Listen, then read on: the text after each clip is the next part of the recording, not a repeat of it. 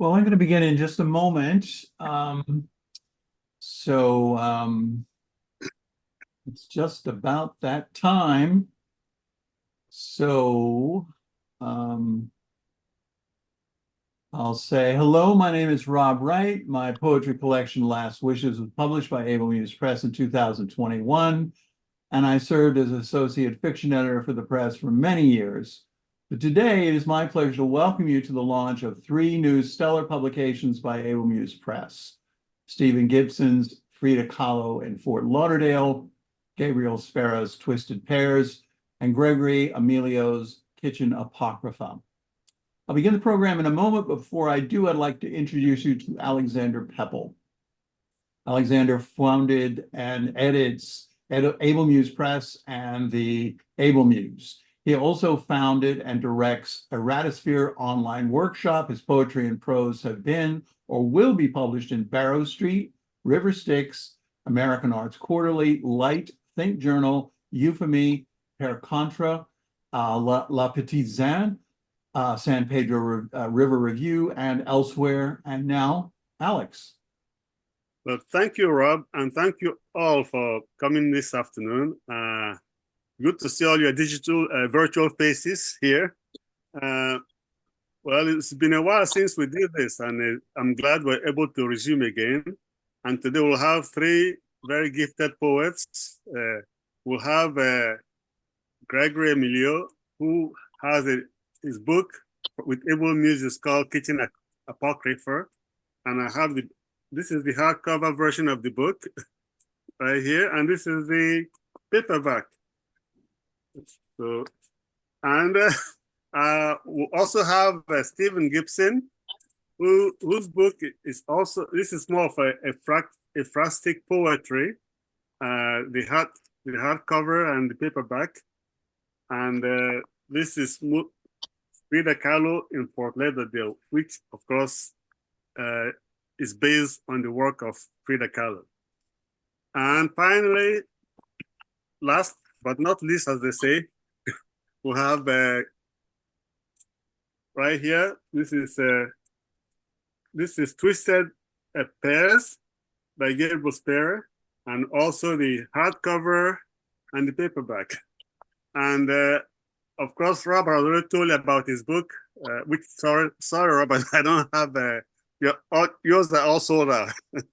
That's good.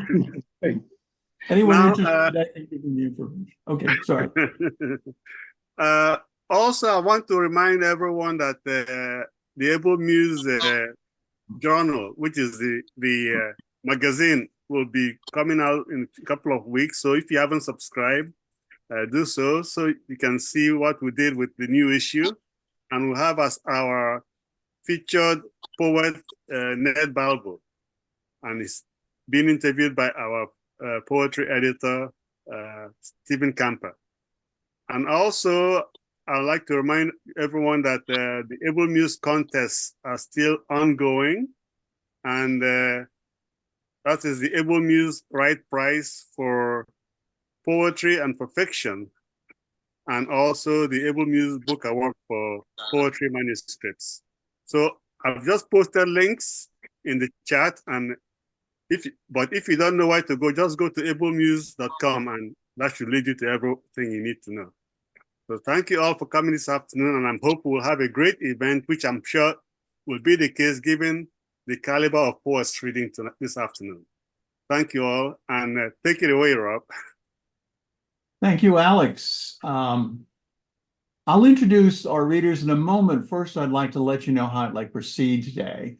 I'll mute the audience for each of the readers, 20 to 25 minutes, and then at the end of each reading, I'll invite you, the audience, to unmute yourself and show your appreciation. There'll be no discussion of the poems until the end of the program. Then time will be set aside for questions and comments. Please feel free to use the comment box provided by Zoom, however, to make any remarks you'd like. In the interest of keeping the program to a reasonable length of time, there'll be no break. And now I'd like to introduce you to our first reader, Stephen Gibson. He is the author of 8 poetry collections: Frida Kahlo in Fort Lauderdale, Able Muse Press, Self-portrait in a door-length mirror, 2017 Miller Williams Prize winner, University of Arkansas Press. The Garden of Earthly Delights of Guzzles, Texas Review Press, Rorschach or Art 2, 2014 Donald Justice Prize winner, and others. And now, please welcome Stephen Gibson. First of all, thank you, Rob, for that wonderful intro. And I want to thank Alex Pepple for all that he's done and continues to do in promoting and supporting poetry and poets, including today's book launch reading. And thanks, Rob, for hosting it for Gabriel, Greg, and myself. And thank you, all of you who have joined us. The origin of Frida Kahlo in Fort Lauderdale was a visit my wife and I and friends took a few years back to a museum exhibition of her works and the works of Diego Rivera in Fort Lauderdale. These poems are responses to some of the paintings and the photos that were seen there and elsewhere. The collection actually begins where the exhibition ended for us, in the museum gift shop. Page 3 in the collection.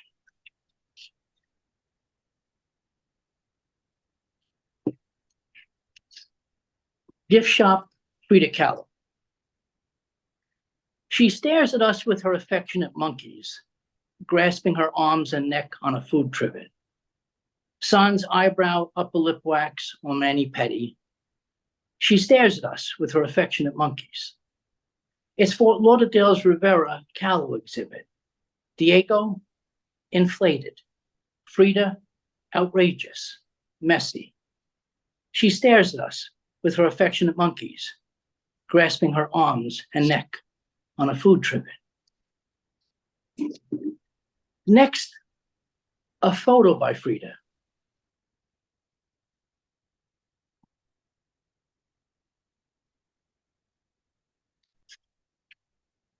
Close-up photo of Diego Rivera's eyeball, attributed to Frida Kahlo.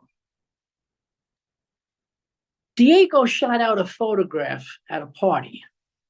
Frida wondered what she needed to impress. She learned she had only to take off her dress. Diego shot out a photograph at a party. But nothing has meaning if no one can see. So a camera records her miserable happiness. Diego shot out a photograph at a party. Frida wondered what she needed to impress. Next, another photo, and the note in the book tells you where online you can actually see it. Photo of Diego Rivera posing beside a giant papier-mâché devil. Diego said there was more feeling in his handshake than with most women when they were having sex. Frida knew when she married him what to expect. Diego said there was more feeling in his handshake. Women confused love with fidelity. Their mistake. Monogamy was a leash and collar around his neck. Diego said there was more feeling in his handshake than with most women when they were having sex. Next is Frida's painting of a deceased child.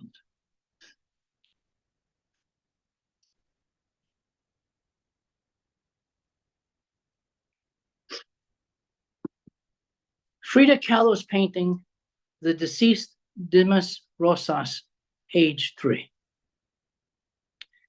Diego painted the mother cradling him. Frida painted him as he was in death. Eyelids parted. Hold a mirror. No breath. Diego painted the mother cradling him. The mother believed in prayer and sin. Frida believed in doctors, not witchcraft. Diego painted the mother cradling him. Frida painted him as he was in death. Next, a Frida self-portrait. That's on page 9. Excuse me. Yes, page 9.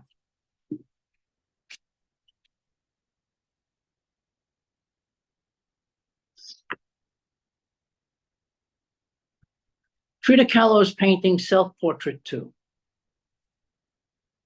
Who cares about her thorn necklace? Who cares if her neck bleeds from its thorns? Diego screws women like he's doing porn. Who cares about her thorn necklace? When he screws them, he should see her face. She wants him to wish he was never born. Who cares about her thorn necklace? Who cares if her neck bleeds from its thorns?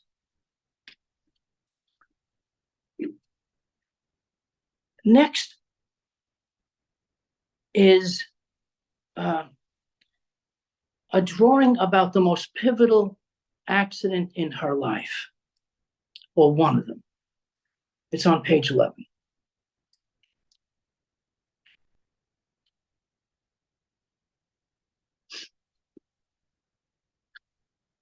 Frida Kahlo's lead pencil drawing of her bus collision with the trolley.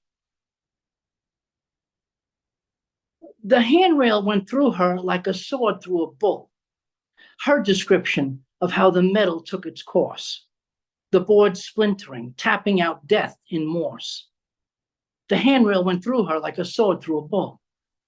Others were amputated. Their death wasn't beautiful.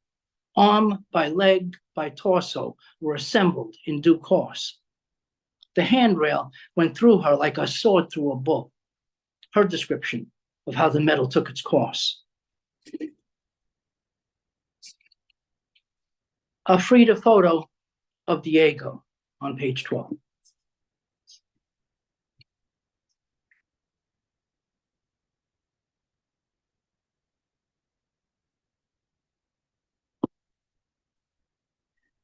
Frida Kahlo's photo of Diego Rivera at La Casa Azul. She said her other accident was meeting Diego. That accident wounded heart as well as genitals. His indifference was bad. The other women, hell. She said her other accident was meeting Diego. Time marches on. It takes you and you go. But where you end up, you can never tell. She said her other accident was meeting Diego. That accident wounded heart as well as genitals.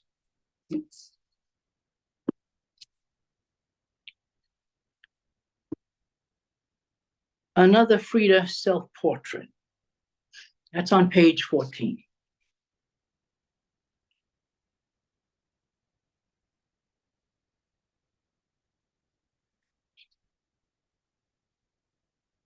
Frida Kahlo's painting, Remembrance of the Open Wound.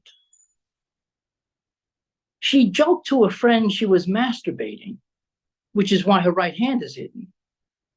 The unhealed wound in her thigh, men. She joked to a friend she was masturbating, but pleasure, she admitted, had to sting. So what she regretted, she would do again. She joked to a friend she was masturbating, which is why her right hand is hidden.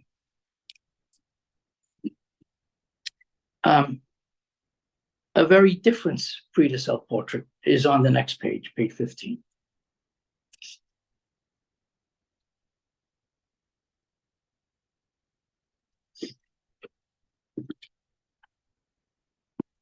Frida Kahlo's painting, Self-Portrait in a Velvet Dress. Women are desired when they are young. When they are young, they are all desire. Between their legs, there is always fire.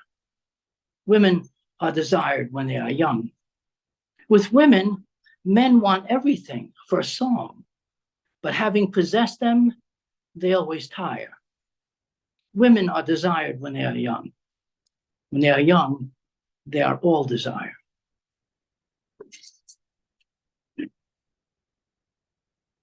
The next poem is about one of her paintings on the miscarriages. That's on page 17. There are two poems about that. The illustration for it is on page 16.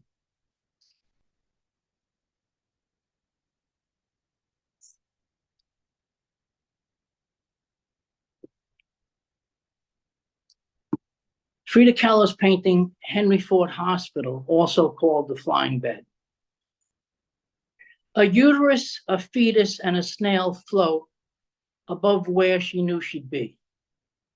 What each stands for is no mystery.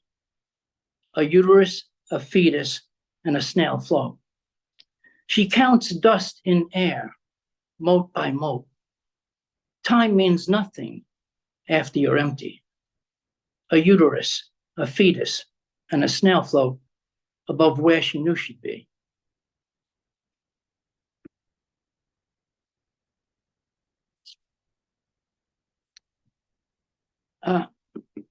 Another very different self-portrait, and that's on page 20.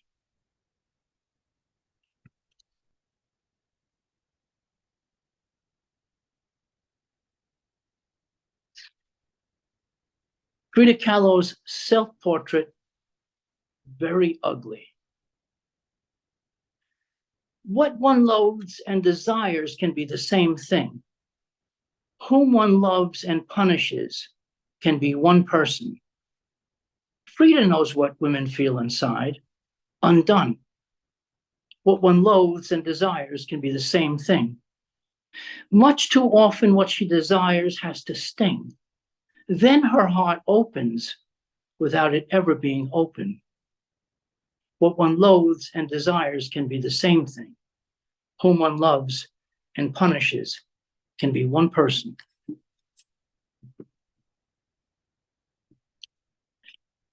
Here is yet another very different self-portrait.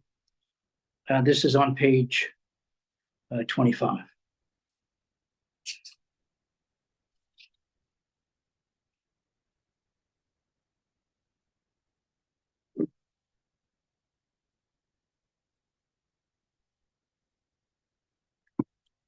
Frida Kahlo's self-portrait, Diego and I. She knows what he feels. She's part of him. He's part her. He's her forehead's third eye. She sees what he sees as he sees and doesn't have to try. She knows what he feels. She's part of him. She always smiles on black and white film, but life isn't black and white until you die. She knows what he feels. She's part of him. He's part her. He's her forehead's third eye.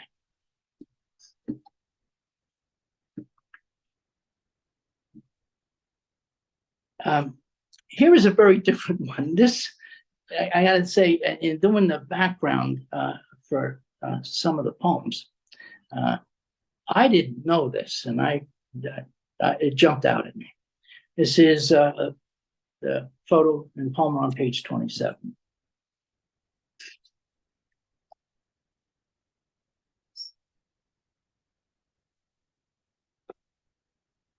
Frida Kahlo's painting Between the Curtains, dedicated to Trotsky. Each woman is a suffragette. Each sex act is a protest sign. Each orgasm, real or not, designed. Each woman is a suffragette. Each woman remembers to forget. Each partner in bed is a lifeline. Each woman is a suffragette. Each sex act is a protest sign. Trotsky was one of her lovers.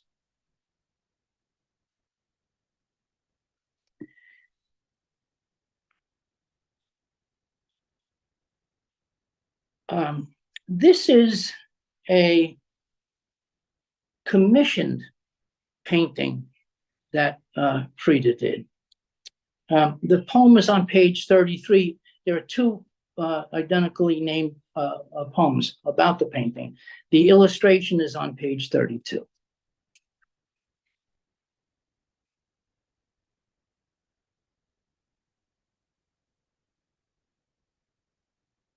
Frida Kahlo's painting, The Suicide of Dorothy Hale.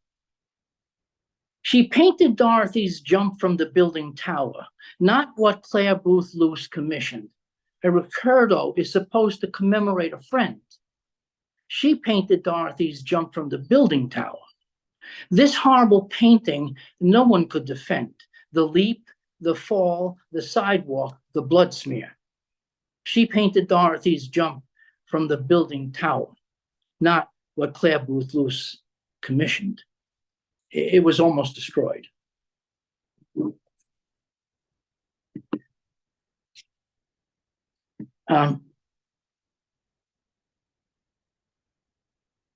Another Frida self-portrait, very revealing, page 34.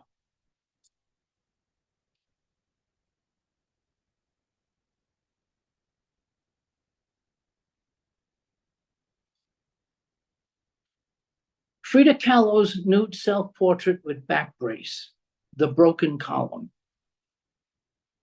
What makes you stronger will also kill you. Cracked ribs, shattered pelvis, a broken spine. The machinery's nuts and bolts never on view. What makes you stronger will also kill you. But torture upright in bed is worse supine when Diego stares and sees nothing to value. What makes you stronger will also kill you. Cracked ribs, shattered pelvis, a broken spine.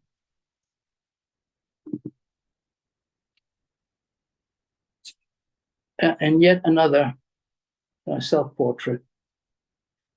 It's on page 37.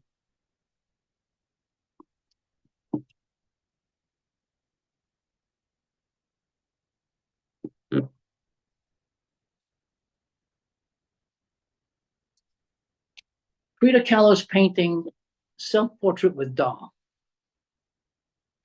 She said this was the infant she did not get, but now it sat on the bed for all to see. She too, white blouse, green skirt with cigarette. She said this was the infant she did not get. In the miscarriage painting, there's no subtlety. Frida spreads, head crowns, sheet goes bloody. She said this was the infant she did not get, but now it sat on the bed for all to see.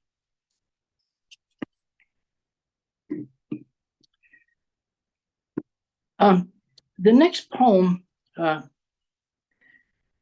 is a kind of metaphor for self-portrait. It's on page 38. And you'll see why I say it's a metaphor for another self-portrait.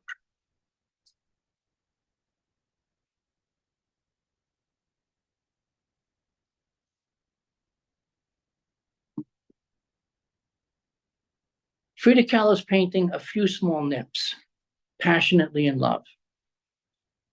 The murderer, asked why he stabbed so many times, responded that he had given her just a few small nips. After she finds out what Diego did, Frida paints this. To have had sex with her sister couldn't be dismissed. She tells her friends she felt like a witness to crime. Each time she saw them, her heart closed like a fist. The murderer, asked why he stabbed so many times, responded that he had given her just a few small nips. And that was an actual homicide of a woman. And yet, another portrait of Diego. It's on the accompanying page, page 39.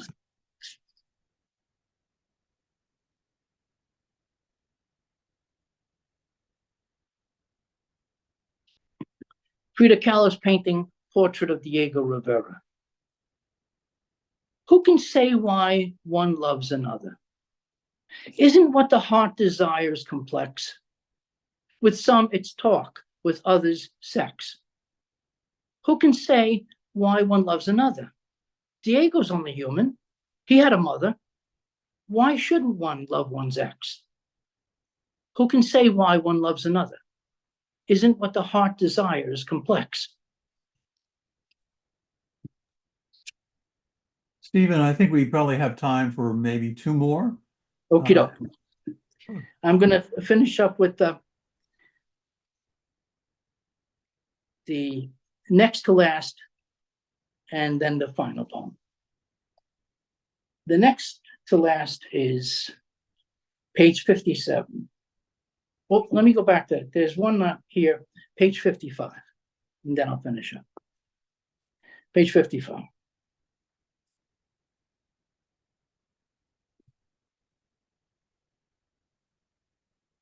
Frida Kahlo's painting, Girl with Death Mask. She plays alone. The broken child will one day be adult.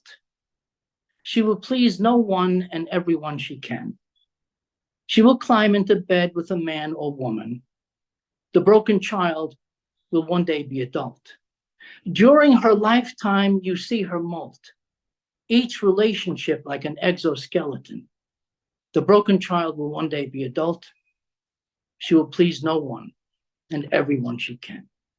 And I'm going to finish up with the last poem.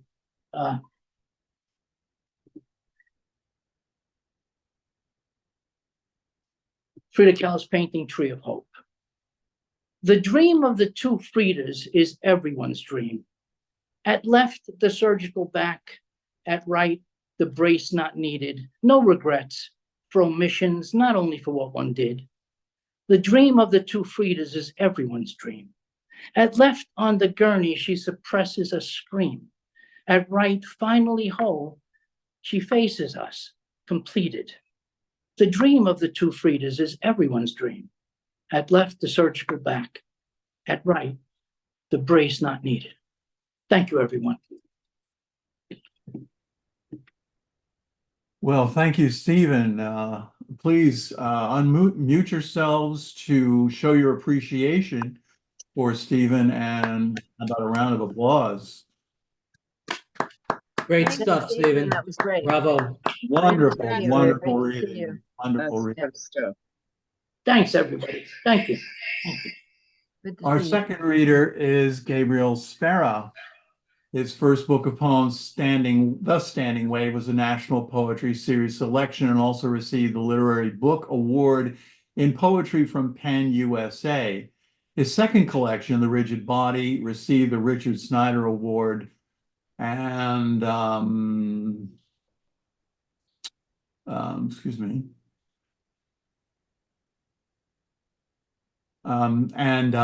Twisted Pairs is available from Able Muse Press. Honors include fellowships from the NEA, City of Los Angeles, where he lives. And please welcome Gabriel Spera. Well, I'd like to thank you all for tuning in. Thanks also to our MC, Rob, Wright, and to Alex and Karina at Able Muse for supporting my work. It's an honor to read here alongside Greg and Stephen. I hope you can look beyond the headset. My computer mic is starting to show its age, and I kind of think the audio quality is more important than the visuals. I'm going to start with one poem from my first book, Standing Wave. The title actually has nothing to do with the ocean, but the book designers took that as their inspiration and chose the cover art to complement this particular sonnet. Moon Jelly. A vitreous humor, pulsing in the nether, a living study in the vagaries of joy. She is receptiveness made flesh, or very nearly, the shallow bowl of her giving body never filled. What does she care of up or down, of hour or its opposite? What is the sea's wrath or hush to her pliant design? She drifts in slow tumble with the flotsam of sea streams, her lambent arms conveying all that they caress into translucence. Where in that frail form does she find the power not to struggle, to renounce all ties to the jetty's fast stones? Is she selfish, to deny all thoughts of self, to wash her hands of her own pale life? Or is it simplest wisdom to sink no teeth into the world, to leave no foot or fingerprint, but to live as one already half gone, a blooming sail, the merest scrim between here and not?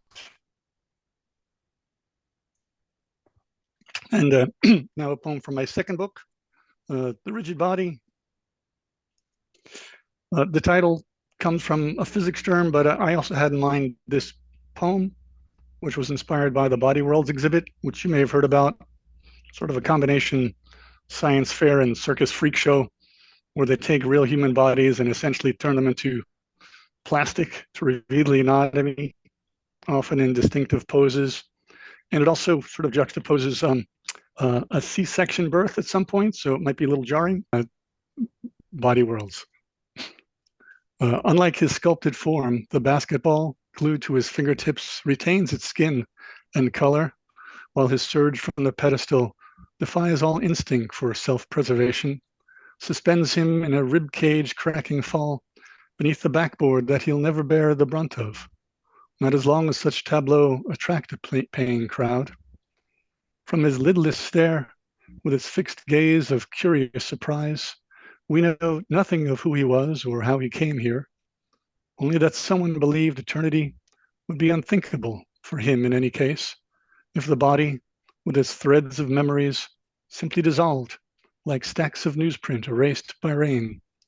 Better that his body should be timeless, a monument, a bust of Caesar, made of Caesar, a pharaoh gutted, drained, and sewn up, stuffed with frankincense and myrrh. Better that his whole body should remain rigid, scar-like, for that's what memory is, a scar or a ridge whose forming is relived each time a fingertip or thought catches and slips along its length like a kite string on a power line. Without exception, when my fingertips rediscover beneath her bikini line the fine furrow like the seam of a basketball, I'm back, jarringly, inside the surgical suite, the tubes and bags, the scrubs, the sleek black racks of jittery diodes, as she lies there, hands and feet strapped down, spread eagle, the needle in her back, erasing everything below her neck, so casually she smiles like a child to sleep, while beyond the sterile drape, a hand selects a scalpel from a tray and draws a deep red rule, a fine equator that bisects her belly's globe, without the briefest flinch or pause, as though she were a mannequin or something human in the vaguest sense, beyond all time and pain. He prods the skin by the incision to the edges blanch and pucker like a ball gashed in the mower, then pulls into this world one flawless body, bloated, coughing out its liquid slumber, wailing as though air were purest agony and light a titan greedy to consume her. I scissor the cord, rubbery as squid, while someone smears a salve across her eyes. A brutal debut, and one that nobody should have to relive, but at least she keeps her insides inside, unlike her mother, profanely spread across the table with a mop head of guts and mottled vitals being fished out or stuffed back in, the shoehorned oval of the cut gaping till the doctor, having seen enough, begins to stitch and glue and tape it all shut. And here in the menagerie of plasticine bodies and parts, the dancer boiled down to vessels and nerves, the smoker's lungs clotted like the lint screen on a dryer, the sprinter with his muscles peeled back like the lid on a can of sardines. Who could help but picture himself arranged here in a life-defining pose? And true, such a fate offends our sense of self, but all we are is what we've kept of what we've touched, which evaporates without the clay of mind, the body's paper, to hold it. I see it, marble hard, my body, aching toward them, desperate to believe we could survive this flesh, yet keep what it carried. But no, what survives us are the scars we leave and the lives we'd give our lives to leave unbloodied. And now moving on to Twisted Pairs, which has its official release in just a few days. A note about the title. Phones used to have physical cords that would connect into the wall. Some of you may remember, and these would be twisted together to reduce noise and interference. So they were called twisted pairs. So the title evokes an attempt to communicate. It also refers to the twin strands of DNA that are twisted together. And of course, it also refers to dysfunctional relationships. So I'm going to start with one that is steeped in my Southern California landscape. Cold blood. Hiking the dry creek bed still weeks from winter's first rain, I picked past boulders half sunk in piled drifts of dead live oak and tan sycamore leaves, and nearly tramped her underfoot the gopher snake, strewn there like a severed limb, sleeved in an elegant, full-length satin glove. I scanned the ground for clues to how she might have died, but then my eyes comprehended the dappled lizard, plump as any Indian summer gourd, sunk to the ribs in the cage of her throat, as though he'd purposely tunneled down the burrow of her hunger, hind claws twitching like a dog's mid-dream. And like an acolyte summoned to an altar, I edged closer, crouched low, and stroked the bald tread of her skin, secure in my faith she could do no further harm, fully consumed with what she'd half consumed, helpless to reject it, given the calm tenacity of her jaws, which, like the teeth at the parking lot exit, let traffic flow only one way. Even at its grimmest, life likes to remind me what I loved about love, how it leads us to believe in no heaven greater than desire, how we can never get the taste, heedless how we labor for breath, even as we unhinge our hearts and lay bare our sleek bodies to the mercy of the curious world. Now, during a total lunar eclipse, the moon takes on a reddish hue, which gives it the dramatic name blood moon. It's not like a once-in-a-lifetime thing, but at least where I am, it's rare for the night sky to be clear enough to see it. So the last time conditions were right, I went out in the middle of the night to try to videotape it, which, by the way, does not work. Blood moon. The shadow crept like doubt from a sinister quarter of the moon, a malignant tincture that would bathe it in mercurochrome and flare the nearest stars, an event more curious and rare than honest love. I splayed the tripod, set to capture on film the partial phases of erasure, and as I glanced starward from the aperture, a swoop, a shape, a cloak of wings, twin craters laked with eyes.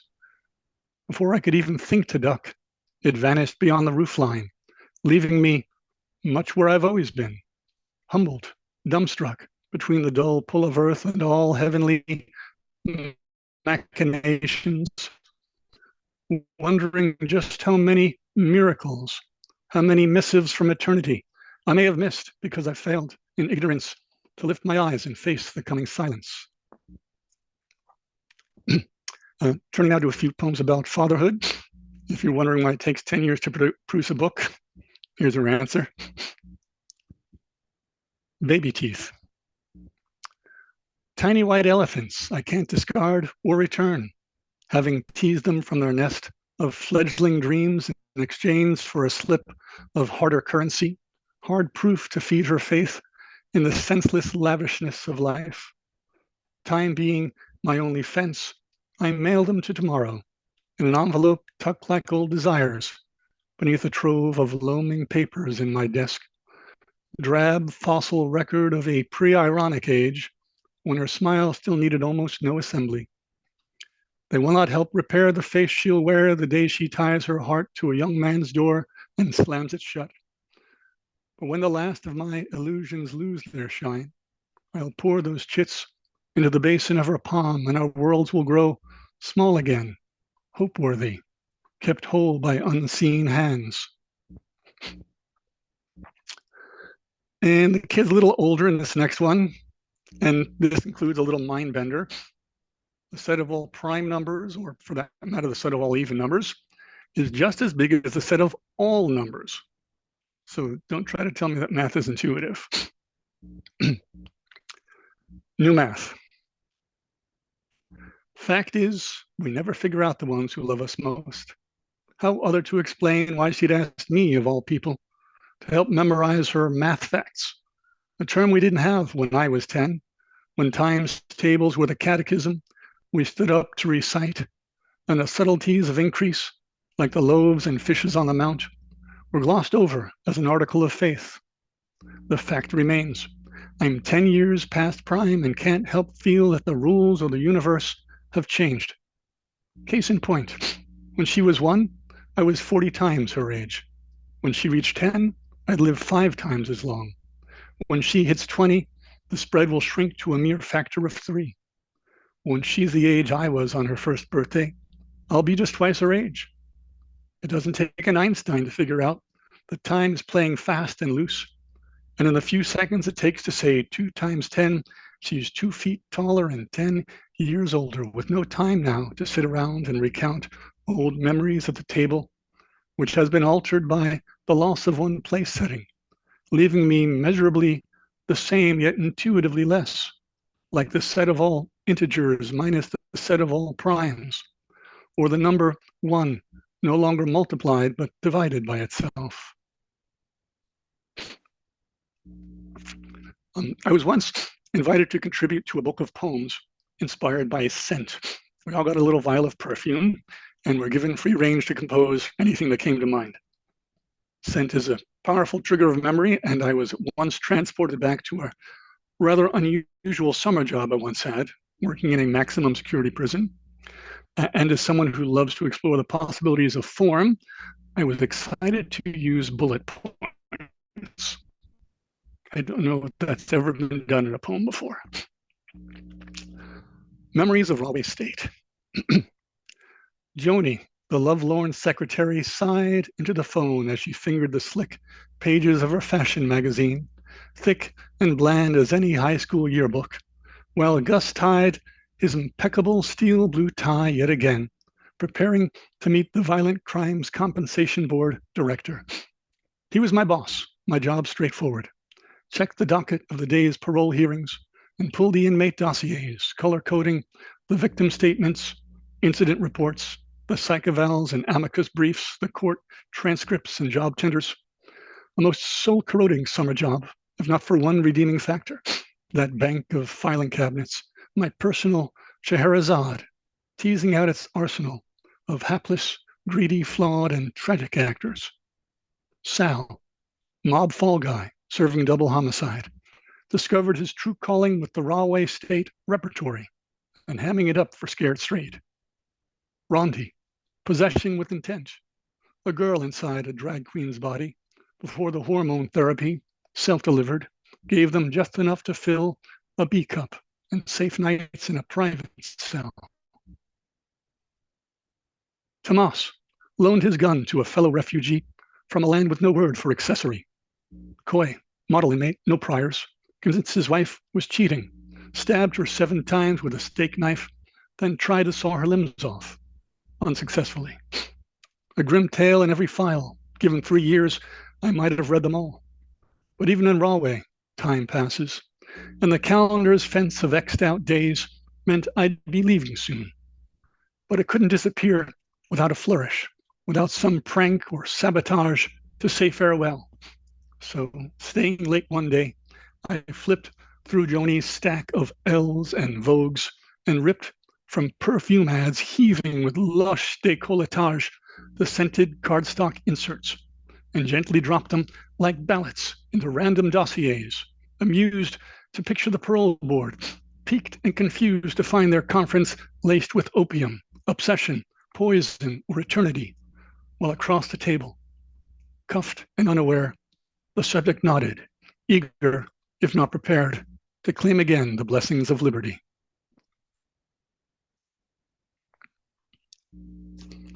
The title of this next one is a nod to a poem by William Carlos Williams, in which he manages to paint a picture of someone without actually describing her. The form is sort of a take on a villanelle with a lot of repetition, which seemed appropriate in this case. Portrait. I hate to be a bother, but can you come home? I don't know where I left the car. Oh, a nice young man drove me home. Who? A neighbor, I think. A nice man. I don't know. He drove me home in his car. I was at the market. The manager came out. And the mailman. Is he your friend? Did you send him to get me? I hate to be a burden, but if you have your car, I'd feel much better if you'd come to get me.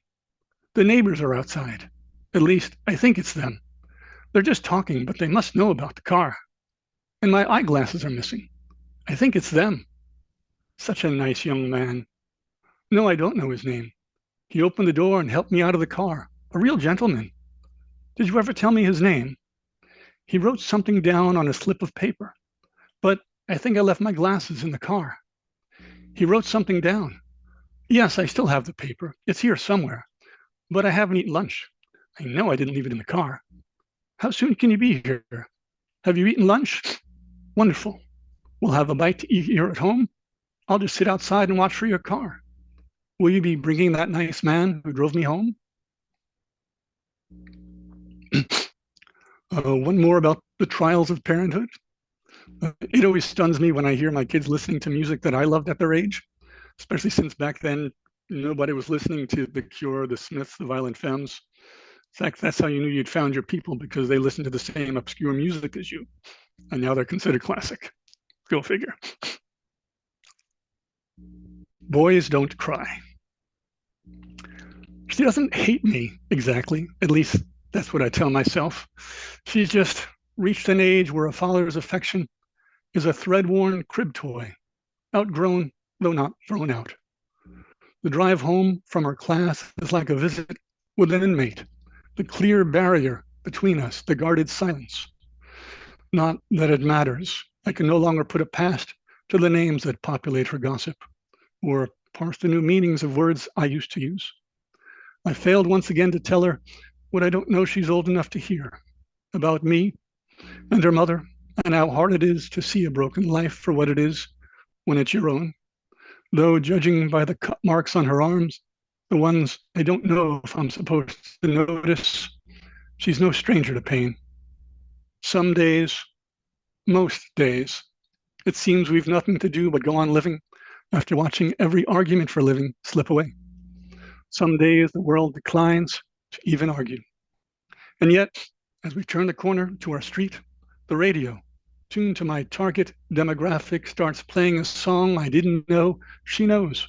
And just like that, there we are, singing out loud, as though each of us were alone and unbroken, even after I ease the car into the driveway, leaving it idling, stalling, unwanting to kill the engine, knowing how my heart will sigh to remember this simple moment till the moment my heart stops singing its simple song. Do we have time for one or two more? Yeah, one or two more, Gabriel. That would be great. Okay.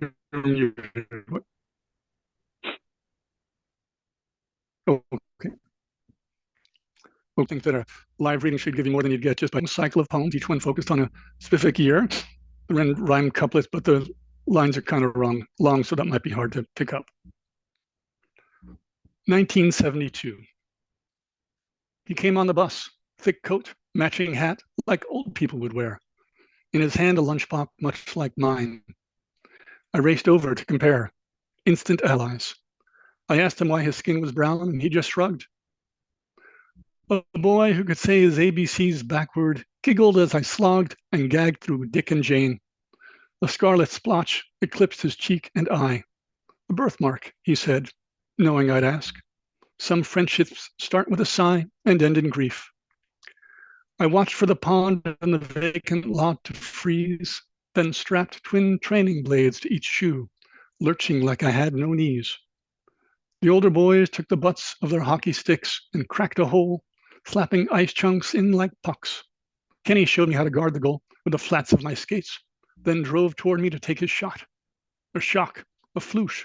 I blinked up at a sky of roiling ice, bubbles and muck, strange currents nagging my ankles. First tryst with death. A hand appears and keel hauls me out. Kenny. My brother shepherds me home in tears. Hot bath, hot cocoa, soft flannel. The world, while not admitting wrong, makes amends. Fresh snow falls. The pond cracks and thaws. Life sings its one song. And now to finish up, 1989. The fax machine sang a plangent tune from the lost robot empire of Mars. I scanned picture books for typos, unsure why I was hired. Scarfed down sterno-flavored mac and cheese at the happy hour buffet, slogged home by train, each car a palimpsest, crop circle symbols sprayed on last week's self-homage. Lone man in a crosswalk stood and glowered at the line of traffic bearing down. Not cars, but tanks, guns lowered, the People's Liberation Army rolling in to liberate the people from the gang of free speech. Live rounds, dead students, debate over. Someone threw a rock, then two, then a hammer. Then the wall crashed down in souvenir-sized chunks. The Iron Curtain's primetime fall, worth every billion. Strapped mattress on my roof, sleek Cessna, I flew south. Grad school, first time living alone, keen to meet madmen who viewed writing as life, life keen to throw my naive visions on their head. Great sea beast of a woman beached on the front lawn. Dead drunk? Just dead. Life handed me a block of marble before I knew how to grip my chisel. But I'd come to learn. I took aim and started to chip. And that does it for me. Rob, I hand it back to you. Thank you. Okay, well, thank you so much, Gabriel. That was terrific. And well, stunning reading. And I ask everyone to unmute themselves and show your appreciation for his Nice work. poetry. Nice work. Really nice. Gorgeous, Thanks. gorgeous, Gabriel. Nice Wow. work. Sorry about the technical difficulties. Oh, no, that's quite all right. It was well worth it. I'm used to those. Okay, our third reader today is Gregory Emilio. Gregory is a poet and food writer from Southern California. He is the author of poetry collection Kitchen Apocrypha, Able Muse Press. His poems and essays have appeared in Best New Poets, Gastronomica, North American Review, The Rumpus, Tupelo Quarterly, Southern Humanities Review, a mean home cook, an avid cyclist. He lives in Atlanta and teaches at Kennesaw State University. And now, please help me welcome Gregory Emilio. Good afternoon, everyone. Thanks for having me here. And thank you to Alex, first and foremost, for publishing my book and for editing it and walking me through the process. It was my first go round, so there was a big learning curve, and I just always felt like I was in expert hands. Thanks to Karina and Rob for organizing and hosting this, and also to my fellow readers. Such accomplished, esteemed poets. I feel very, very fortunate to be reading with them, and tough acts to follow for sure. And thanks everyone for being here. I have just a lot of gratitude. So I'm going to dive right in, and I'll start with the proem of the book, the prologue poem. It's a sonnet, and hopefully it will set the stage. It's called Rapture. A sudden rush, the blade buried halfway into an onion, the chopping block left in medias res, garlic cloves cleft, unminced beside glasses of Cabernet.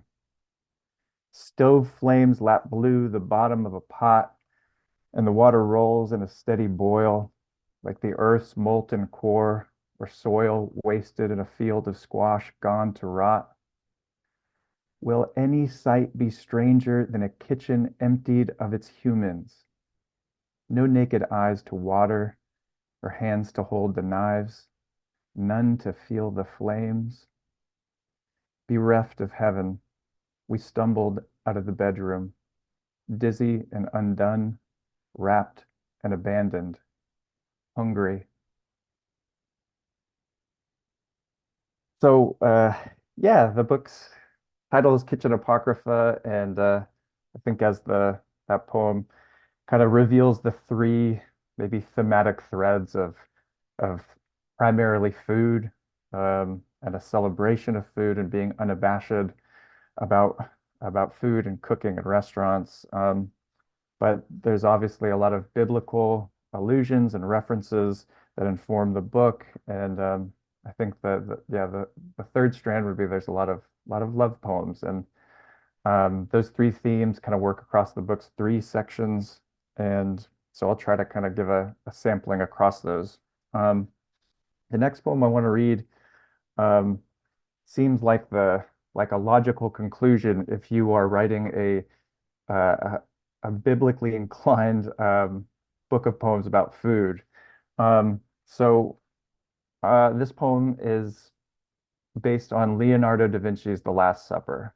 And I think a lot of the book spends time thinking about communion and Eucharist, and I think it was inevitable for me to arrive at this painting. So it is an ekphrastic poem, but I wanted to do more than just describe. I wanted to think about what's beyond the frame, who is left out of this painting, and who's left over. So this is titled After the Last Supper. This isn't about Leonardo's brushstrokes, the tempera pigments destined to decay on the convent's plaster wall, the remains restored so many times, even the ghosts of the original, the stunned apostles gesticulating, the glasses of thin wine, have all gone down the gullet of time, never to return, regardless of gospel. This isn't about the vanishing point at Christ's right temple, how our eyes funnel into focus where the image dies and comes back to life, his airy mind, the fulcrum of the flaking simulacra. This isn't about 12 men arguing about betrayal, each refusing to bear the weight of blame, unable to begin to understand what's at stake. Bread and wine hereafter fixed as ephemeral sacraments, body and blood of a guy who dies believing he's been abandoned. No, this is about the woman. She must have been a woman who hobbled out of the kitchen to clean up the aftermath of a feast for zealots. Picture her stacking dirty plates, empty cups, not caring about the rim that touched his lips or the hard, half-eaten loaf he held aloft as if it were miraculous. It's late, and she's too tired to worry about the fate of these guests. Thousands of Last Suppers exist, and she is in none of them. Patient saint sweating in the ash-darkened kitchen, bow-legged and paying dogged attention to a simple herring stew, or the ascension of water and flour into bread. Let the fanatics go on babbling at the crowded table. This is about those who make manna sing behind the scenes and stick around to sweep after the ritual has ended. Flesh converted back into crumbs, spilled salt, the almost invisible filaments of fish bones, forgettable table wine fading to vinegar. So that poem probably also betrays a biographical fact about me, which is that I worked in restaurants for a really long time. Yeah, about a decade, and from everything from busboy to bar manager, and everything in between. So I still find myself thinking about restaurants a lot, thinking about hospitality, and yeah, I think restaurants are a place where poetry happens. And there's one restaurant where I think it definitely happens, though you might not notice it. Uh, this is a Waffle House poem.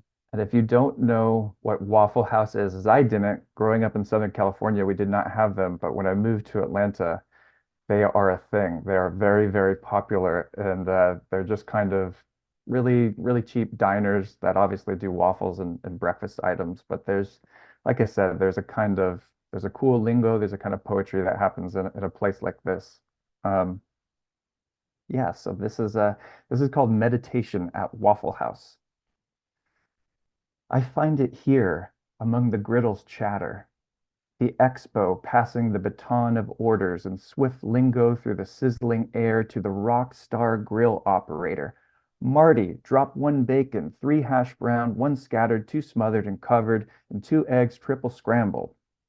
Braise in the music of cooking, in the clatter of steaming silver shaken to dry, in the cadence of coffee pulled up on the tongue, the whisper of Tammy's blue butterfly tattoo and her paper hat, and even in the manager's garish meat lovers waffle stack special, and the black and white photograph of Lucy, who served a superhuman 47 years amid this greasy din, lingua franca of good food fast, the irons gaping, splattered with batter. Walking again in the rubber tread of non-slip sneakers, the weary two-step of food service, I think of all the times I asked, how was everything? Only to hear the guest, so eager for low-hanging fruit, blurt out, terrible! A fat grin hovering above their empty plate, and I'd have to find the inner blank slate, the peace that passes smile because people should be forgiven for the dumb things a full belly makes them say. And now a homeless guy is getting shaken down by a cop in the parking lot, the black tools of the cop's belt shaking off the morning light the way oil slicks send back the sky. And Cheyenne says, "What the hell? Jerry ain't bothering nobody." And in her words, I hear a thing like love lost in the thunderous blue of the cop's broad back. And in the handcuffs coming out, breaking bright as a migraine, I find the American imperative not to praise, but to keep busy, to beat the golden yolks until one fine morning.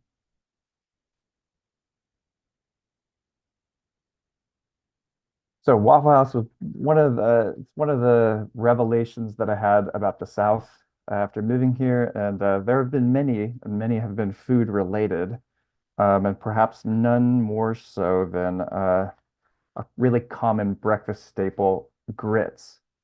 So once again, growing up in Southern California, kind of tough to find good grits, and if you have them, you just think they're bland, mush, and you avoid them, but they're actually totally delicious. And so I was thinking about grits, and I wanted to write a poem about it and try to find the deep kind of hidden meaning in something like that. And it led me to a strange reference that I didn't see coming, which was Al Green, the famous Motown singer Al Green, and there is a story related to his past that involves grits. And there was a third point in the poem, which was my own family and how these three things kind of triangulate. So this poem is called Grits and Love and Happiness. Corn particulates in a thick starch matrix.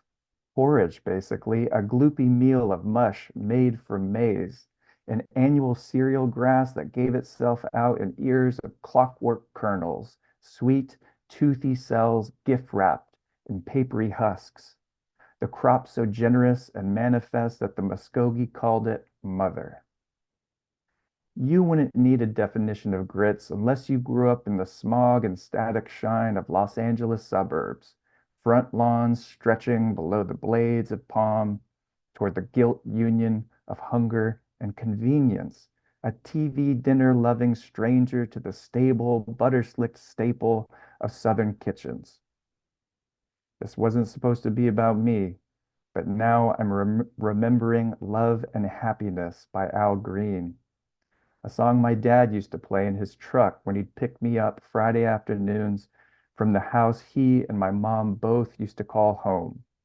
Off the album, I'm Still in Love with You, released 2 years before a girl named Mary Woodson hurled a pot of grits hot enough to melt skin onto Al's bare back after he said he wouldn't marry her.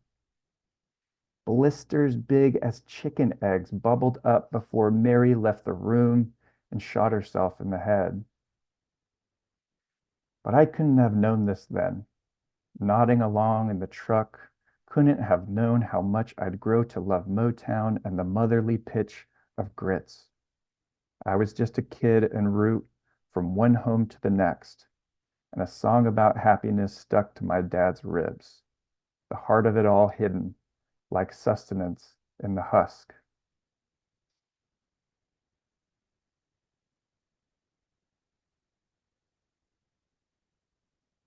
Back in California, I worked at a college bar in Claremont called The Press. And it was kind of like a popular bar for students at the Claremont consortium of colleges. And I was working there on a Valentine's Day. It was Valentine's Day, and I had worked the morning shift, and I had gotten off, and I was going through a breakup.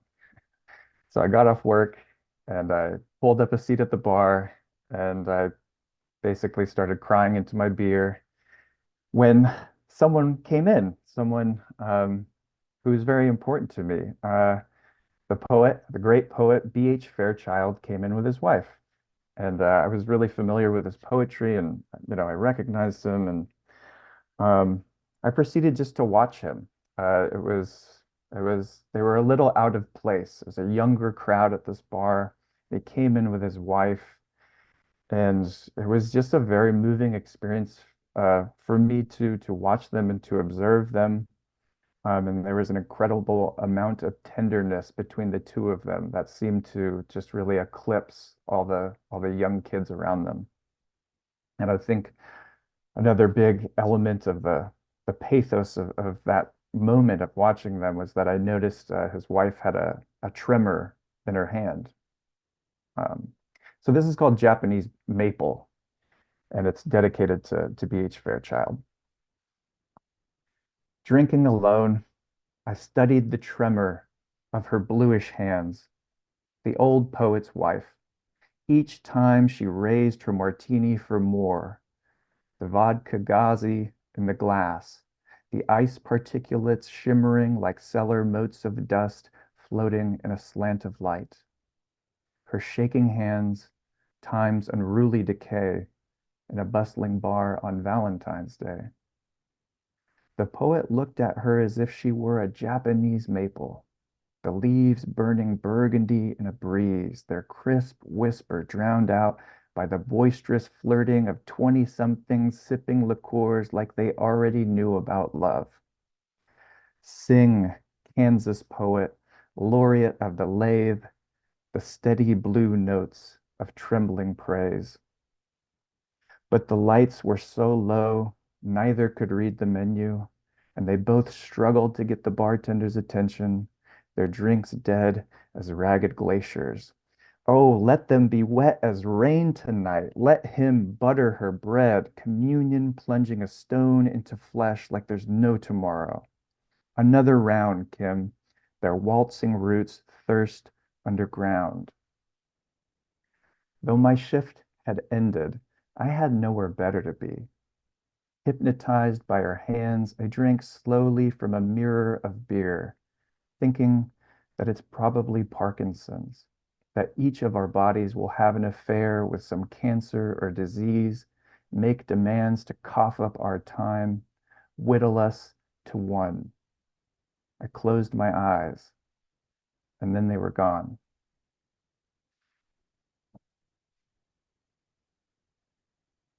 All right, I'm only going to do two more poems.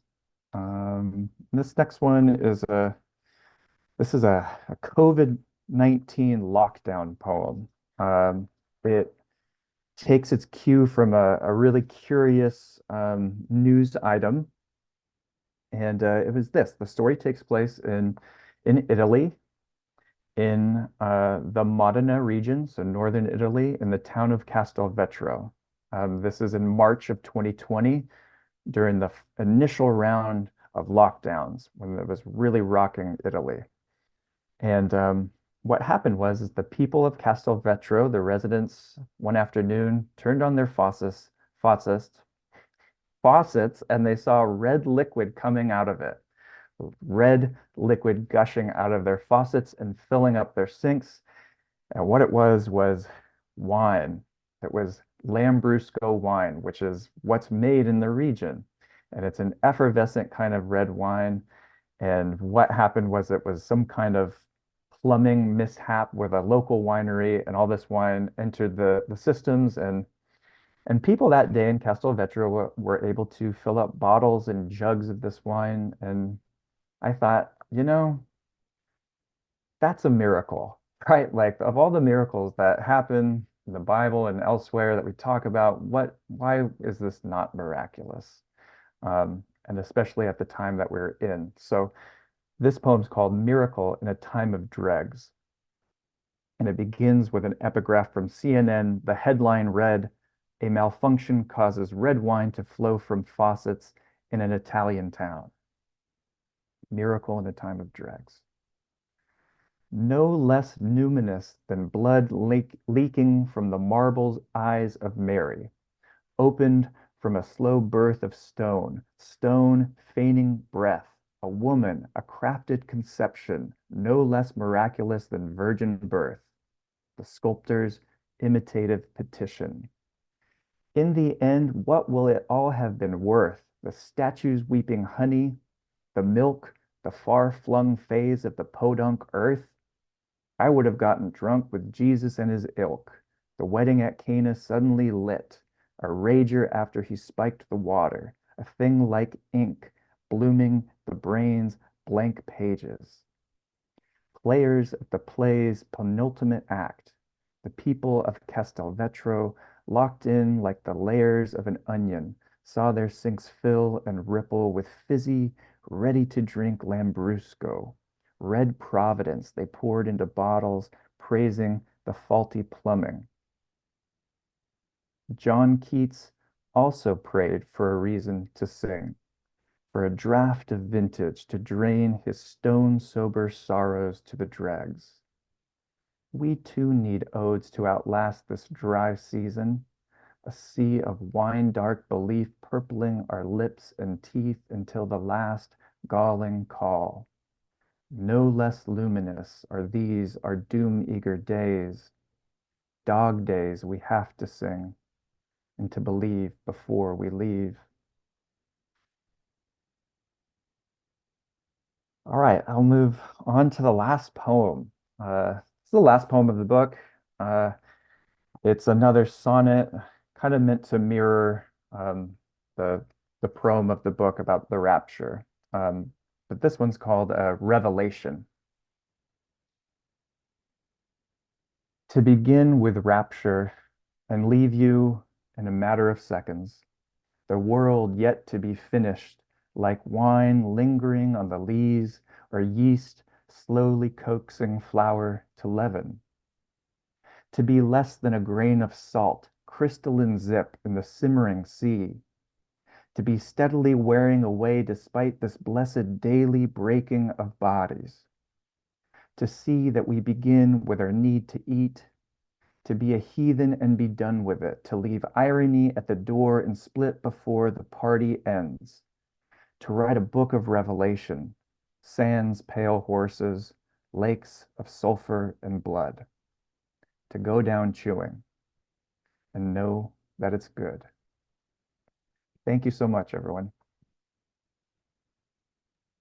And thank you, Gregory. Terrific reading, wonderful ending, close. Great last line. And I invite everyone to unmute themselves and show their appreciation. Terrific. Absolutely terrific. Thank you, everyone. Stunning, stunning work. Thanks. Terrific. Thank you, all our poets. And terrific reading. Pleasure to be hosting.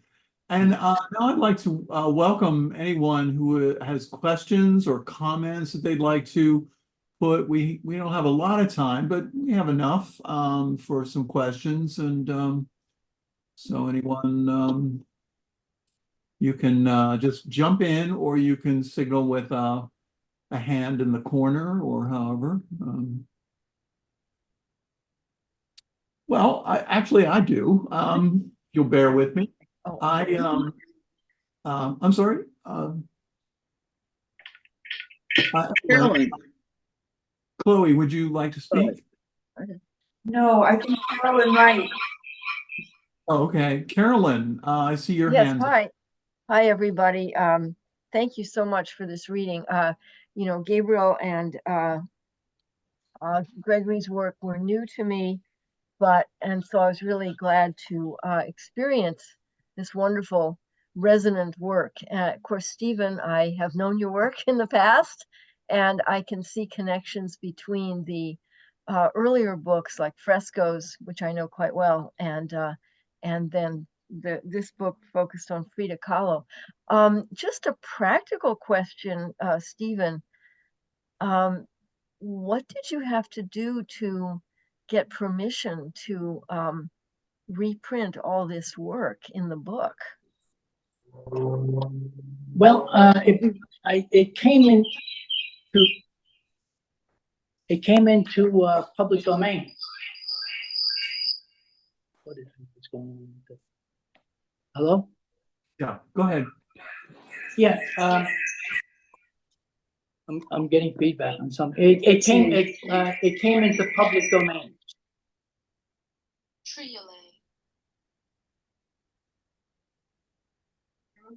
Yeah, thanks. That's helpful to Yes, know because it's yeah. so wonderful. It's so rich and full color and all that. So Yeah, anyway, yeah. I sent you a note in the private chat, but I don't think you've seen it. So anyway, but Yeah, good to see you again. I gotta confess that I don't touch the phone because I'm afraid of disconnecting everything. You know, so I'm not. So I haven't seen the chat at all. So I don't know. Oh, I see. Okay, you're Yeah. doing it over the phone. I'm doing it over the laptop, so I can. Yeah, I'll add that there were more than those pictures, those images we could have reproduced, but some of the photos were not public domain. So most of the ones that were not in public domain, we had to exclude and just put a link to where they could be found online. Yeah. Okay. Thanks very much. Yeah. Well, I have a question that I'd like to field to all of the poets. I see one of our people that was here is Brian Brodeur, and I had the pleasure of hosting a reading that he participated in, and he did a wonderful poem where there was a crack in a vase, and that was his way into the poem. And I've often thought since that, hearing that and enjoying that poem, how poets get into what's the door that opens that lets you into a poem. I mean, clearly, Stephen, you went to the exhibit and that was the inspiration for it, but I'm just putting that out. When you mentioned the crack in the vase, Barth's in Camera Lucida, it talks about a photo or a painting having what he calls the punctum, and it's the hook. And he gives an example. There's a photograph of these kids playing in Brooklyn, and they're holding toy guns to each other's head. And Barthes talks about how for some people it might be growing up, with the idea of violence, holding a toy gun to each other's head. But for Barthes, it was the cavity in the kid's teeth, and that was the hook. And it summarized the whole Brooklyn experience for him. The kids growing up, playing in the hydrant, the water on, not a swimming pool, And so the toy gun for somebody else might be the punctum, but for Barthes, it was that cavity between the teeth. And Flaubert talks about that actually in Sentimental Education, where he's in Egypt and he sees the dancer, the belly dancer, and he thinks she's got a caraway seed, and it actually is a cavity. So, for me, it's the punctum. Something's going to grab me. Interesting. Thank you. And I also have to comment that I was a great follower of The Cure, Gabriel, and I didn't see The Cure, but I saw Susan the Banshees with Robert Smith as the guitarist. So that was a big thumbs up. So. Oh, awesome! I was actually a member of the short-lived Violent Femmes fan club, member number 241. Those were the days. That's nice. Okay, anyone want to jump in and have any more comments? Do we have any hands up? Looking around. You can just jump in and speak if you like. Hi, that was such brilliant readings from all of you three poets, and I took all kinds of notes, but there's no time to recount all of them. But to Gabriel, some of your phrasing, I mean, just extraordinary. I wrote down the ones that really stuck out with me. Is it wisdom to not sink one's teeth into the world, and what is memory but a scar. And speaking of, I guess your wife's C-section, I had 2 C-sections, and to hear such a incredibly reverent ode to that experience filled me with tears. And coughing out its liquid slumber, and uh, what is memory but a scar, all of that. And I